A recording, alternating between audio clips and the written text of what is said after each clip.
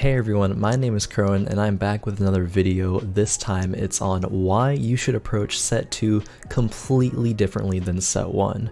Now, I've had a lot of people say, hey, I've had a good amount of success with set 1, but now the game feels completely different and oftentimes I'm pretty lost in my games. And that's okay, I mean the set's brand new, and the goal of this video is to try to let you know the biggest things that have changed from set 1 to set 2, and how to change the way you approach every single game of TFT that you play now on set 2. Now, the first point we have is hyper rolling is back. Now, hyper rolling used to be a pretty common strategy in the early days of set 1, where you'd save all of your money, not leveling up at all, until the round after Krugs. Now, you would roll until you find the 3-star units that you were looking for, but eventually that strategy fell out of favor when the champion pool was diluted and a lot of other units were added, making it harder to find the ones that you were looking for. But now, in set 2, there's only 51 units, so the chances of finding the ones that you want is going to be higher.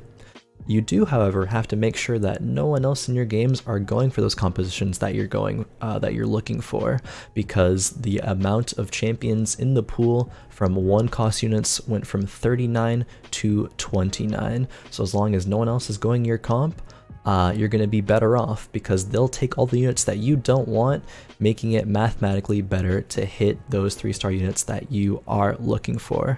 Now, there's 4 compositions that can be hyper-rolled, and I'll go over them quickly from best to worst. First, we have Predators. Now, the main units you're going to be rolling for are Kog'Maw, Skarner, Warwick, Rek'Sai, and you're going to want to grab a few Nocturnes along the way as well.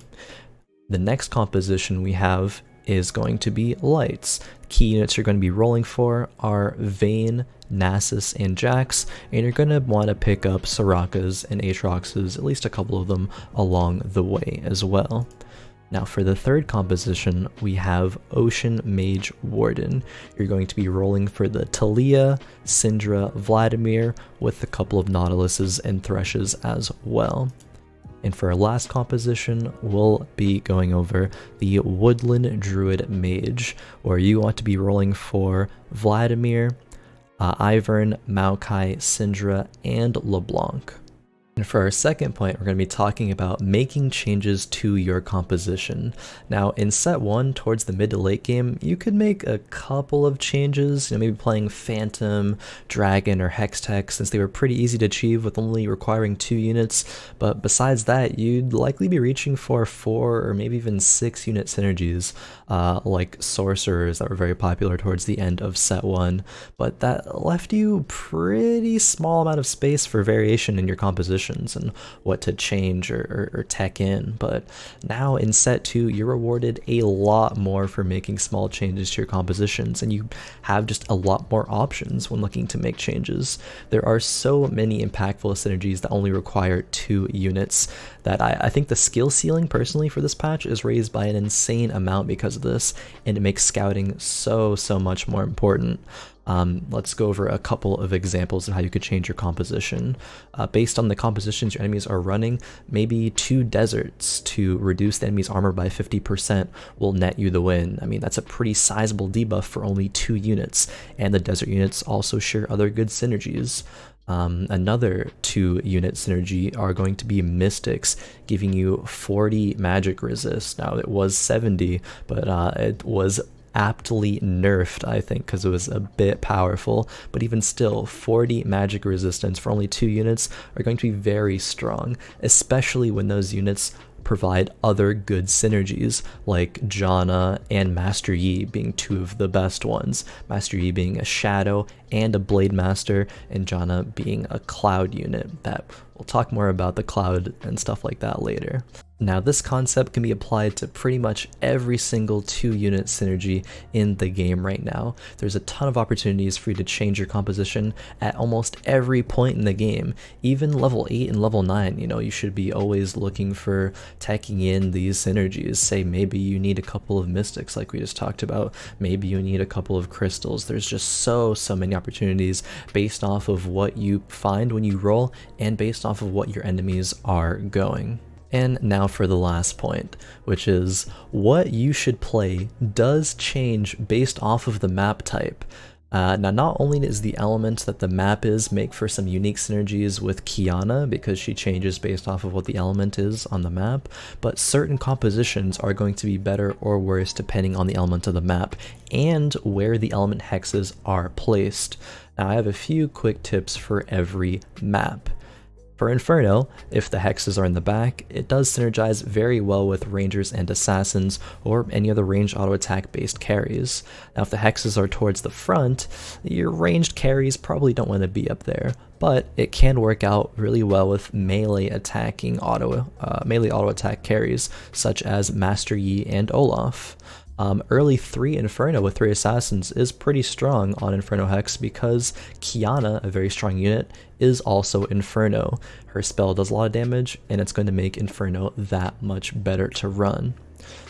And next, for the Cloud map, we have items that are very important, like Iceborne Gauntlet. It's particularly good on this map because due to the increased dodge chance from the Cloud Hex, you're going to look to want to build a lot of these. On dodge, it will create that spreading attack speed slow zone, and it's going to net you a lot more victories. Also about the Cloud map is that assassin and auto attack based compositions are going to be weaker than normal due to the increased dodge chance on the enemy team. They're going to be looking to run a couple of Clouds, maybe with Kiana being Cloud, then either having Janna or Yasuo. Auto attackers are going to find less success here. Next, we have an Ocean map. And for another item that's good on this map is going to be Shojins, due to the Ocean Hex giving you more starting mana, making it, it's going to be faster for you to cast your initial ability, and then Shojins start getting value pretty much immediately. A couple of unit synergies that are going to be good are mages and summoners on this map. Now Malzahar with a Shojins and on an Ocean Hex will cast his ultimate immediately, giving him that immediate Shojins value. Now lastly, we're going to have the Mountain map. Now a lot of things that people are wondering here is going to be, what unit do you put on that Mountain Hex early? Is it going to be one that nets you an early game advantage or a late game advantage? What are you really looking for there? And I believe you probably should put the unit on the Mountain Hex that you're going to keep for the longest period of time. Now, sometimes you might have to sell a unit before you want to because you find something better, but you know, that's going to be okay. Say if I found a Diana and I knew I was going to play Diana into the mid game because she was a strong unit, I would probably place her there, but I would indeed replace her on that Mountain Hex with something else, maybe like a Scion, a unit that I know I was going to run for probably the whole game, considering that he has very strong synergies and is just a very strong unit all the way through. Also, early Mountain synergy, if you can get a Talia and Kiana, you don't need to find a Malphite, but it gives a 1500 HP shield, which is basically tripling a 1-star Talia's HP, and that's pretty good. Having a 1500 shield early game is going to be really, really hard for players to get through.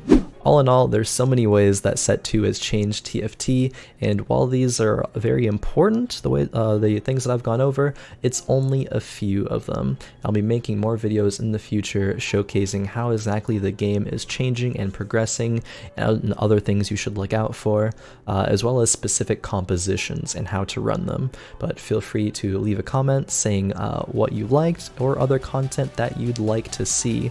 Don't forget to also like the video and subscribe to the channel if you enjoyed the video, and until next time, peace.